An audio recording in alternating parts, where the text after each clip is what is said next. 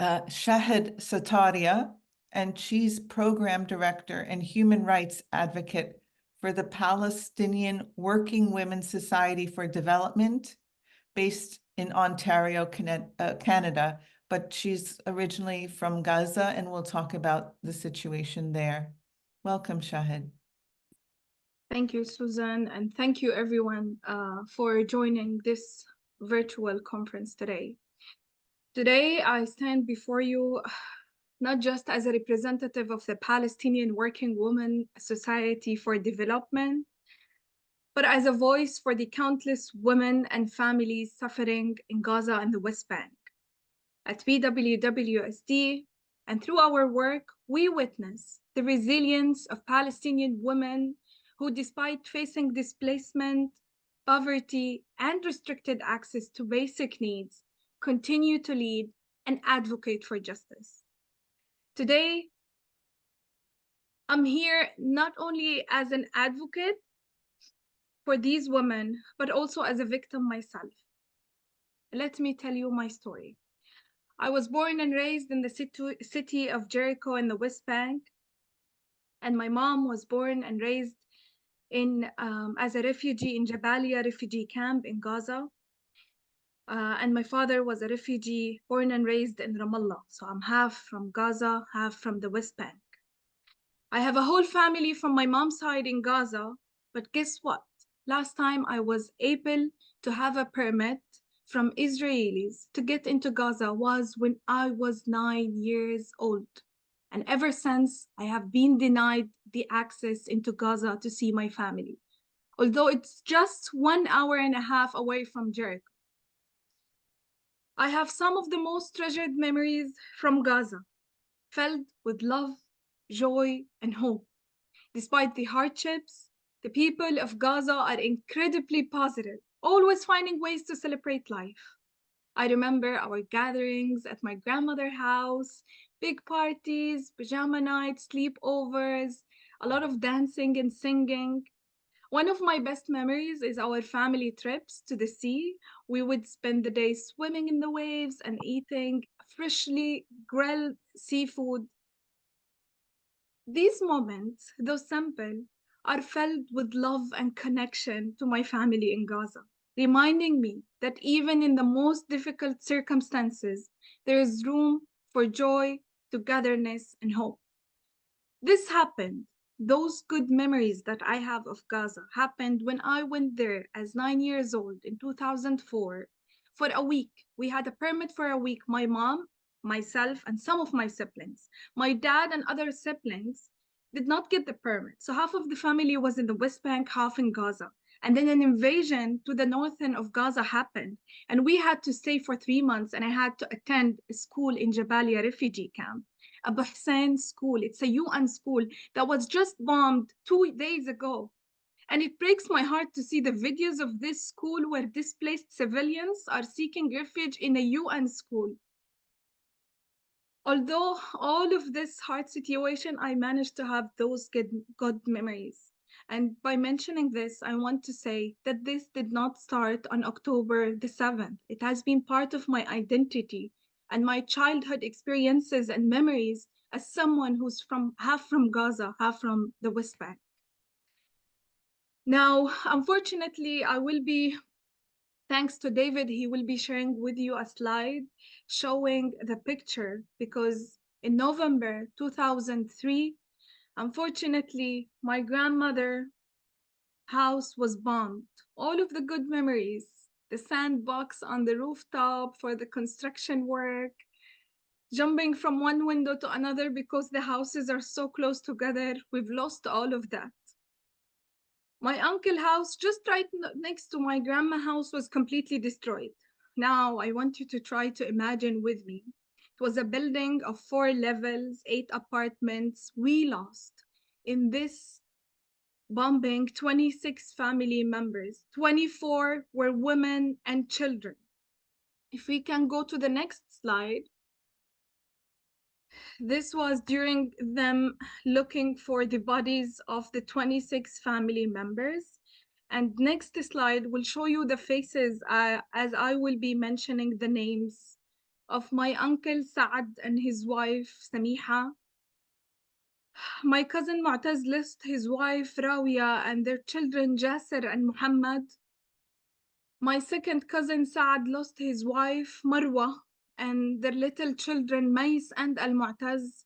My other cousin Basil lost his wife Safa and their children Aiz and Sila. I lost my cousin Muhammad. He's a very peaceful man. Muhammad, we lost him with his wife Sahira, their children Islam, Rima, and Saad. Only Rama and Hamza survived because they were at their other grandma's house. But Rama and Hamza, after they have lost all of their family, are left alone to face this cruel world. We lost my cousin Mus'ab lost his wife Fida and his daughter Aisha. My cousin Mus'ab still he has two children. One lost his limb, now he's in Qatar. One has an injury in his skull, also in Qatar. And one who's 2 years old now, he's 3 years old, lost his ability to speak. And now he's in Gaza while his father is with the other children in Qatar. My cousin Sohaib lost his wife Wala and their children Yahya, Ahd, and Saad. My cousin Ibrahim lost his wife Hiba. She was pregnant 9 months. Her due date was very close. I lost my cousin Yahya and the aunt of my cousins. Her name is Ferial and her granddaughter. Thank you so much, David, for sharing the pictures and the faces of those. And this is only just one story, one bombing, one house. Imagine for the rest. There are faces behind those numbers, and there are dreams and stories and people who loves them. I want you to imagine with me and think how family dynamics are shattered and how this is affecting them and us for generations. After 1 year and a week, I'm questioning why the international community and the Security Council has failed to meet its mandate to guarantee justice, peace, and protection for the Palestinian people. And what are they waiting for? What is more than what's happening is worth triggering the force and power of these international bodies. What is more than what's happening is worth triggering the power of people to change, to make a change in the street. When I think about my cousin Dareen, who also lost her life at a Shifa hospital, if you've heard about it in Gaza, because she was not able to receive her kidney dialysis treatment. Dareen was 16 years old. She lost her life. When I think about her, I can't help but wonder how many other individuals are silently fighting for medical care, like pregnant women without proper services, those who are delivering their babies with C-section without anesthesia, and starving breastfeeding moms, especially in the north.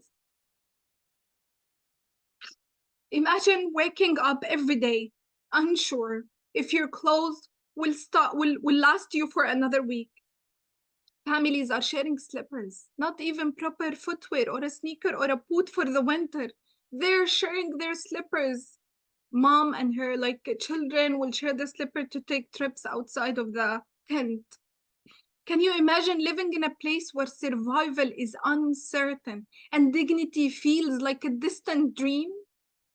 Sarah, one of our counselors in Gaza, she told me that she longs for just one peaceful, uninterrupted night of sleep. One night.